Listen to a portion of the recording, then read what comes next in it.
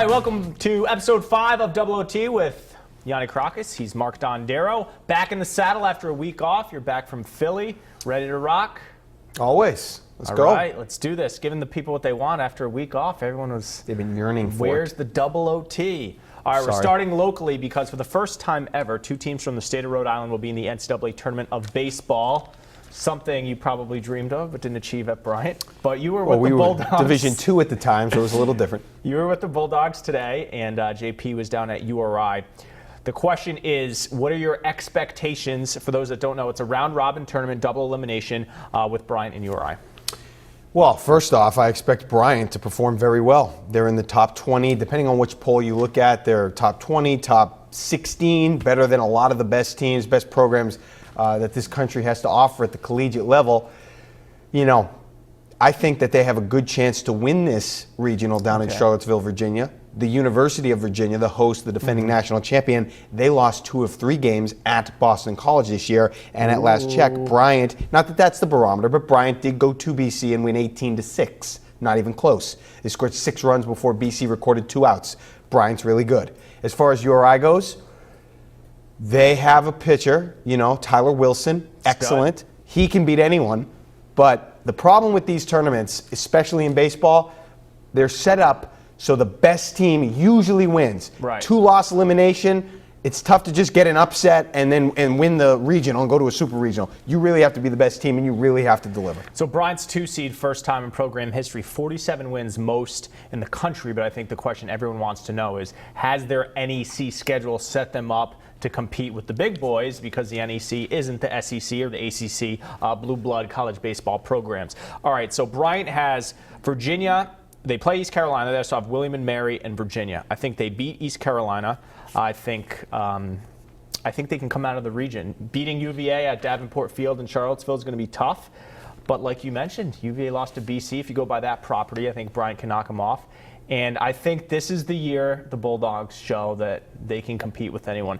URI's got a tough draw. Look, they have to play South Carolina in Columbia. They also have Duke, UNC Wilmington. But I think Rhodey gets 1 win. But I don't see them coming out of a region and that includes South Carolina. But awesome that both are there. I think URI notches a win. I think Bryant will be in that final game with UVA, and I think they win it. And just real quick, Bryant, we'll learn a lot on Friday because East Carolina beat Virginia twice. They took 2 of 3 at Virginia earlier in the year. So if quickly, would you make Bryant's team today if you were in college? I might make the team. I certainly would not play or start. I might be able to be runner, on Dave Roberts type? Something like that. Yeah, I could maybe be on the team. Right. So we'll have to wait and see. Okay, another season that just wrapped up. Lacrosse, Brown Lacrosse. They were I was down in Philadelphia for the Final Four. Unbelievable game they played against Maryland in the semifinal round. They didn't get it done. What did you think of their effort? Unbelievable comeback, being down 4 goals to tie that thing and send it into overtime. And then you get into overtime, it's anyone's game. This happened to Maryland when they lost to North Carolina yesterday. Whoever gets possession usually scores because it's sudden death, which is a fantastic rule, by the way. It's just a brutal finality to it all. I was sweating in the press box. Unbelievable effort from Dylan Malloy. I mean, Coach Tiffany's words about him after were just praising his kid as one of the toughest lacrosse players ever. You know what was cool? He had a broken foot. So he was like Charles Barkley in the 90s. He just got in the post and just backed down with his big butt and just essentially posted the guy up and scored a couple times. So this guy's playing on a broken foot, still finding a way to score. Unbelievable season for Brown. They'll miss some key guys, but tough loss. But, you know, you go to OT with the number 1 seed. I think you're proud of the effort. Certainly proud of the effort. Dylan Malloy, what he did was unbelievable. Broken foot. Pain. He had to tolerate so much pain to do that. I saw him on Friday. The game was on Saturday. Yep. Yeah. And he had on a walking boot bigger than my daughter. Yeah. Huge. And I'm thinking to myself, this guy, there's no chance he could play. We weren't even discussing the fact that the possibility of him maybe playing. Goes out there, 2 goals. He did struggle, obviously, broken foot. Right. Made some decisions, made some passes, maybe tried to do too much during stretches, and Brown obviously went 21-plus minutes during one point in that game where they didn't score. If they have a healthy Dylan Malloy, that doesn't happen. Right. So you wonder how much that affected the game, but Lars Tiffany, if that kid is ready to go based on what he's done for you and how much work he put in leading up to the game, you let him go. And, what an effort, what a game. All right, we're switching gears now to baseball, and this is one we've kind of been debating all day. The Red Sox have been scoring some runs this year. We know that. So we thought in the David Ortiz era, which is 03 to today, is this the best offense in Red Sox history in the David Ortiz era? So we can't say that now. We'd have to wait till the end of the season. So So I I'll guess say the no. question And is, what is the best I don't. offense? So I do not think they'll end up as the best offense. So if that answers the question, I don't think this offense will end up as the best offense in Red Sox history. It's a great offense. I love this offense, but I don't think it's the best offense in Red Sox history. The best offense, if we're talking about the David Ortiz era, actually started without David Ortiz. 2003, I think, was the best offense they had. And David Ortiz wasn't even in the starting lineup to open the season on opening day. In fact, neither was Bill Miller, who ended up as the batting champ in 2003. Unbelievable lineup there. Johnny Damon, Todd Walker? Todd Walker, Nomar, Manny, who's a Hall of Famer. So they had more thump in the middle of that lineup. Their runs backed it up. I think 2003 was the best lineup the Red Sox I was laid up. between 03 and 07. And the reason I like 07, 03, I'm going to give you some easy outs with, okay, Mark Bellhorn was 04. So really the only easy out was Pokey Reese in 04. So 03, who was center in 03? Center field in 03. Damon. It was Damon, but they had. So where was their easy out? There was none. There wasn't an easy Once out. David Ortiz was inserted for Jeremy Giambi. Okay. You take out Giambi and you take out Shea Hillenbrand, who was traded. Hillenbrand. Who wasn't a bad player, but he was traded. You put in Bill Miller. That lineup was All right, stacked. I'll agree with you on 03 then. A close second, we'll say 07, because here's why. The 03 Ortiz was a shell of what we've seen in Ortiz. So in 07, you have at his heights, Ortiz. At his heights, Manny. Mike Lowell at third, tremendous hitter. A young Pedroia at second, and a young Ellsbury, who was, again, on the bases. More of a playoff situation with Ellsbury. I'm taking their playoff roster, sure. Your weak links are J.D. Drew and Wright and Julio Lugo. Sure. You will never, ever in my lifetime see me put Julio Lugo on any best lineup of all time. The Red Sox, after Nomar, you throw Renteria, who was decent, have had terrible production offensively at shortstop until we see Xander Bogaerts now. Okay, so the Red Sox lineup, it's similar to 03. They're trying to find the pitching this year. We'll see if they're able to do that. Let's go to the Patriots. Malcolm Butler, a topic that's been kind of in the news based on his absence at OTAs. They're saying it's not a big deal. He wants to restructure. He wants to change his contract, maybe get a new contract. Do you think he should want these things? Do I think he should want one? Yes. Does he deserve one? No. What does NFL stand for? Not for long. You had arguably the greatest play in Super Bowl history for the Patriots, and then you had a good second year. But that's not how it works, where you just get extended because you were an undrafted free agent and you're getting paid, 20 cents to the dollar of what you should be making. You know who wants another contract? Dante Hightower. You know who wants one? Jamie Collins. Well, get in line, because the Patriots will pay you when you're up. They're not going to let it be a distraction. And if the Patriots think that highly of you, what are they going to do? They did this with Rob Gronkowski. They're going to sign, and Aaron Hernandez for that matter. They'll sign you early when you'll take probably less than market value, but you're assured that contract and you're young and you're not waiting till your first deal expires. So maybe they get to it, but is this going to be a distraction? No. And Butler needs to wait his turn and get in line, because this is the NFL and you play for Bill Belichick, so you can't scream and yell for a new contract. I certainly don't think it'll be a distraction. Should he ask for a new contract? Absolutely. Does he deserve a new contract? Absolutely. So I disagree with you. But just because he deserves one doesn't mean he necessarily should get one, and maybe that's where I agree with you. Do you want a top cornerback money? That's a lot of money. He deserves a new contract. He has won the Patriots a Super Bowl. Super Bowl. He plays arguably the most important defensive position there is, especially when you factor in all the passing in today's game. And not just that, he wasn't obviously a flash in the pan.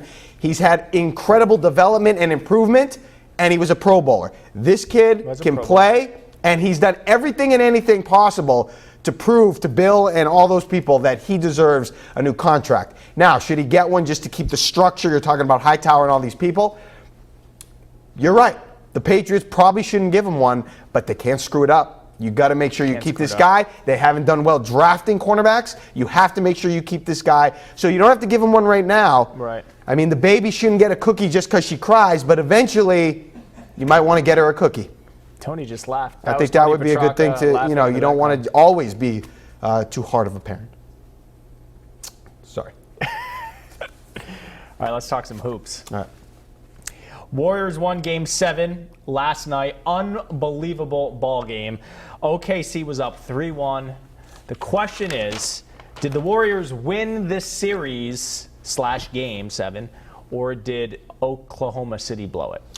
The answer is that the Warriors won this series, and I do not think Oklahoma City blew this series. I think 3-1? I do not think they blew this series. Yes, they had moments in Game 6, especially, some turnovers, some guys going cold.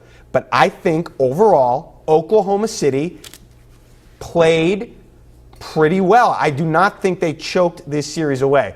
I just think that Golden State has a model that when they're playing at their best and making shots and making threes, they're not going to lose. Yeah. And I don't think, I didn't see a lot of, yes, Russell Westbrook made some bad decisions, but I didn't see a lot of guys. I mean, Kevin Durant in Game 7 made a charge late in the fourth quarter.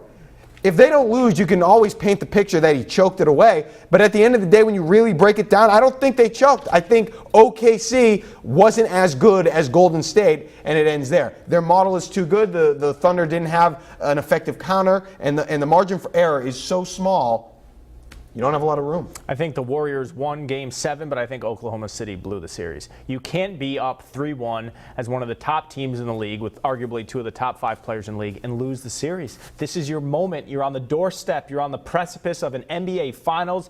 You, Kevin Durant, and Russell Westbrook are approaching free agency. It's in their grasp, and they let it go. I think this one's going to haunt them. We'll talk in a moment about what happens with them in free agency. But I'll use the phrase blow it. They didn't choke because you can't choke to a team that won 73 wins. The team who wins 73 games, the team who wins 73 games is supposed to win the series. So if you said 2 weeks ago, Golden State in 7, you'd be like, that's about right. I think I said Golden State in 6, but you wouldn't say, oh, they choked. But when you're up 3-1. Here's why I don't think that you would call it a choke, and I know you didn't call it a choke, but Golden State has a deeper team. Oklahoma City was playing about 7 guys. Guys get tired late in games. Guys get tired late in the series. And I think that was part of Steve Kerr's thinking, and that's what eventually worked out. They were better later in the game, later in the series, and ultimately it was Golden State who took it. They got a little help from OKC, but I'm not going as far as to say they choked. Okay. Now the NBA Finals up next. Obviously, it's a rematch from last year, Golden State and Cleveland. It'll be Golden State with home court advantage. Immediate takeaways. What do you think of this series? Excited for it, right? Because I think Steph Curry has been anointed the best player in the NBA, and LeBron James is sitting over there and going, hey, I think I'm the best player. Obviously, last year was a watered-down version of this year because we didn't have Kevin Love and Kyrie Irving. So I'm expecting Cleveland to make this a series. I think it goes 7, and I think Golden State wins on their home floor. I don't think Cleveland can win that. And LeBron then falls to 2-5 in the NBA Finals. That's a whole other discussion. But the three-point shooting, as you mentioned, there was a stat, I think, in Games 6 and 7, Oklahoma City, 84 fewer points via the three ball than Golden State. They have J.R. Smith, some other guys that can hit the three, but I don't think when Golden State goes on those 8-0, 9-0, 10-0 runs, I don't know if Cleveland can hang with them, especially in Golden State. I'll say Golden State in 6. If you think about last year in the finals, which I just said this is a rematch, it feels closer. LeBron didn't have Kyrie Irving. He didn't have Kevin Love. But when you really think about the now and the paths these two teams took, it's really hard for me, and I'm losing this again, so it's gone. It's really hard for me to get too excited about the Cavs because the path they took was so easy and the path that Golden State took was so daunting. I just don't see, when I look up and down at the Cavs roster opposed to the OKC roster, I just don't see as many dogs. I don't see Steven Adams. I don't see Russ Westbrook. Who would I rather play, Russ Westbrook or Kyrie Irving? Russ Westbrook. Yeah. Check that, Kyrie Irving. I would rather avoid Russ Westbrook. I think he's a better player overall. Defensively, intensity, effort. I know Kyrie can score. I don't think the Cavs can match up with the bigs of OKC. And when I go up and down the roster, LeBron, the way I watch Kevin Durant play defense, I know LeBron's a great defender, but Durant was pretty good.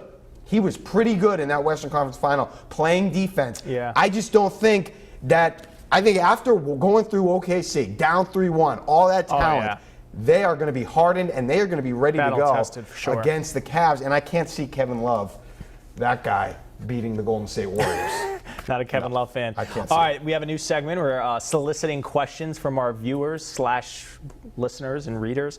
This comes from @Brent Moran on Twitter. Thanks, Brent. Hey, Brent. He says, with Durant possibly leaving OKC, San Antonio's older, we say that every year. Do you see this being a sustained championship run for the Warriors? Maybe what LeBron was saying a few years ago, not 3, not 4, not 5. Does Golden State have that kind of run in them? I think what Golden State will do immediately following the season is address their front court, because their front court is an embarrassment. You don't like Bogut? No. Bogut, Ezeli. Anderson Varejao was fine off the bench, but their front court was dominated by OKC. So they will address that, and you know who I think will end up there? Dwight Howard. I think somehow Dwight Howard will end up. They had a little flirtation with him earlier. You think he's going to eat his humble pie and go there? I think if he's humbled, which he could be based on the conversation with Charles Barkley and things we've heard about this year, I think there's a chance. He was at his best when he was in Orlando and had all those three-point shooters around him. If Kevin Durant leaves OKC, I think the path is cleared for Golden State. If he comes back to OKC, though, they're going to be a force. I see if they win this year, they're the favorite next year. I think they can three-peat like the Shaq Lakers, like the Jordan Bulls. And also, these guys are young and under contract. A lot of the issues with defending championships is someone on a championship team bolts and gets more money elsewhere because they just came off a championship. I think they can sustain their core, and they're obviously going to be a team that players want to go play with. Hey, we run and gun. We run up and down the floor. You're probably assured 10 points if you're even in rotation. So come to Golden State, have a good time, and win a championship. So I think free agents are going to flock there. And I see them sustaining this into the near future. So 3 championships. I don't think they'll 4P, and that's just me not wanting them to, because I don't want them to 4P when Jordan didn't 4P. I have this like weird, Nobody's protection above Michael of nothing can be better than Jordan. By the way, I found my game ticket from 1995, Celtics Bulls. Guess how much it cost? I mean, granted, it was way up in the TD Garden. $23 to see Jordan. Inflation. What would that be today? Like $29? 30? Crooks. God, jerks. That was my 11th birthday. Okay, happy birthday. We'll talk more about free agency right now, in fact, because Kevin Durant, as of now or as of July or whatever, will be a free agent. Now, the speculation is that he will stay in OKC, sign a 1-and-1, go back for a year, and then reassess after 1 year with the option for a second year. But obviously, around here, there's a lot of talk that is there a chance he could end up in Boston? Is there a chance? There's a 1% chance he comes to Boston, which isn't very high. There's nothing. Everyone says, oh, he wants to come to Boston because Brad Stevens is such a great coach. The NBA is a league run by players. Since when has anyone done anything because of a coach? Phil Jackson's great. Pat Riley's great, but you don't go there. You go to Miami or you go to Dallas, Texas, Florida, the states where no income tax and it's warm weather.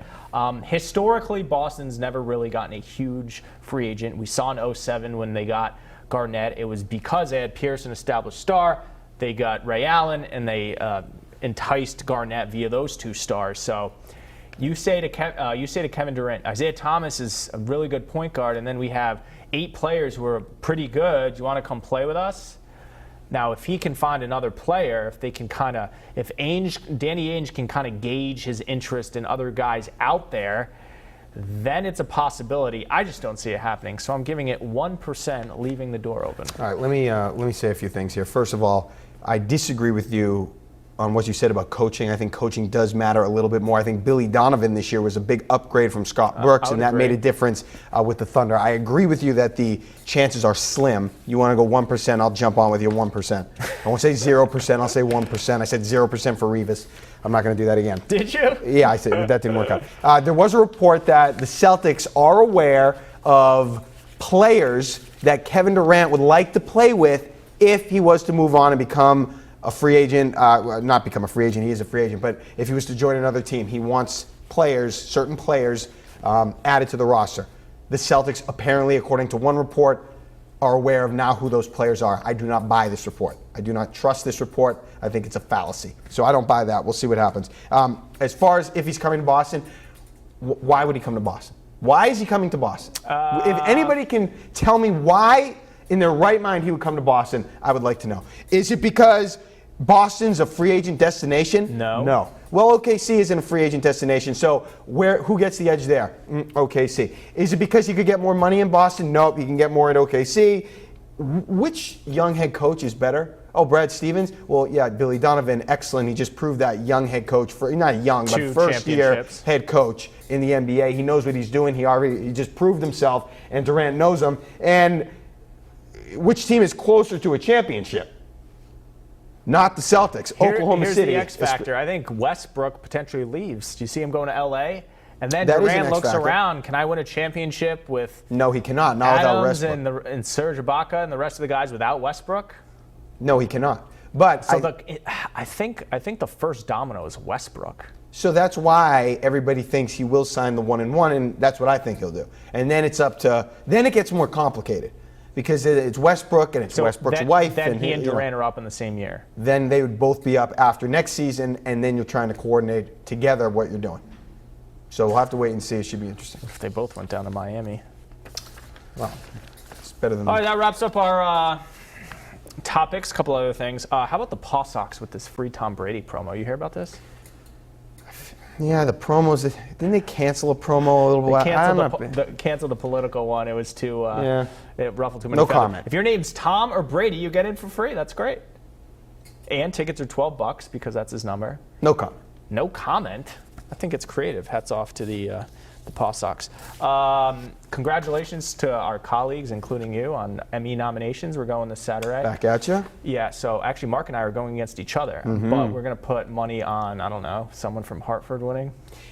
You know, my story was the Christmas package, and historically those don't win, or at least last year. It wasn't a lot of fun that won. It was more serious. Johnny Valella, who wins these all the time, the esteemed photog, says the years he thinks he's going to win, he doesn't win. Years he doesn't think he's going to. So what if Christmas Story wins? I'll get up and got a speech? What are you say some words. I don't know. I'll thank I'll thank my wife first, and then go from there. Thank Bill Belichick for listening to your questions. Sure. Well, I'll think of something. What was his reaction? What are you going to say? Not you got to think of something. Yeah, I don't know. You watch like the Oscars or the Grammys, and people's speeches are brutal. It's so awkward. Nobody wants to hear you talk for too long. You'll be up there quick and get out of there. It's kind of like this segment. All right, so episode 5 is in the books. We'll be back next week, traveling permitting. Last week it was tough not doing one. Yeah, hopefully we'll travel. All right, watch, use hashtag WPRIOOT, tweet us questions for that weekly segment. Watch us on WPRI.com, follow us on Twitter, at Mark Dondero, at Yianni Kourakis. Anything else you want to add? Have a good week. All right, we'll catch you on the web. See you next time.